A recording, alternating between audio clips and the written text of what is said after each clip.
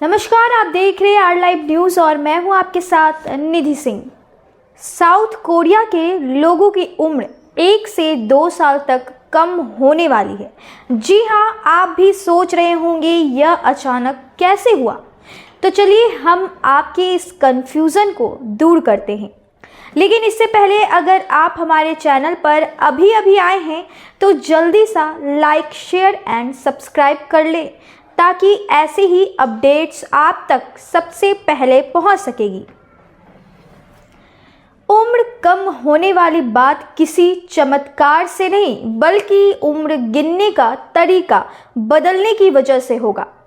दरअसल दक्षिण कोरिया में उम्र गिनने के पारंपरिक तरीके में बच्चों के पैदा होते ही उसे 1 साल का मान लिया जाता है। वहीं अगले साल की 1 जनवरी को उसकी उम्र 1 साल और बढ़ा दी जाती है और वह 2 साल का हो जाता है। मान लीजिए कि कोई बच्चा अगर 10 दिसंबर को पैदा हुआ है तो 1 जनवरी 2023 को उसे 2 साल का मान लिया जाएगा। इस तरीके से उम्र गिनने पर बहुत कंफ्यूजन होता था। इसलिए साउथ कोरिया की सरकार ने एक कानून पास कर उम्र गिनने के पारंपरिक तरीके को हटा दिया है। अगले साल जून से सामान्य तरीके से ही उम्र गिनी जाएगी, यानी कि जो बच्चा 10 दिसंबर को पैदा हुआ है वह अगले साल के 10 दिसंबर को ही 1 साल का होगा। ऐसा करने से सभी लोगों की उम्र 1 से 2 साल कम हो जाएगी। न्याय मंत्रालय ने गुरुवार को बयान जारी कर उम्र गिनने के तरीके में बदलाव की घोषणा की है, जिसमें उन्होंने लिखा कि साउथ कोरिया की उम्र कम होने जा रही है।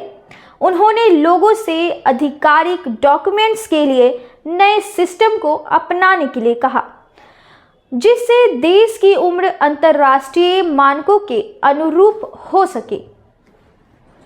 साउथ अफ्रीका की ट्रांजिशन कमेटी के चीफ ली योंग हो ने कहा कि अलग अलग तरीकों से उम्र गिनने पर लगातार कंफ्यूजन होता था, सामाजिक और आर्थिक नुकसान भी होते थे। दिसंबर में पैदा हुए बच्चों के पेरेंट्स को लगता था कि उनके बच्चे को नुकसान झेलना पड़ेगा।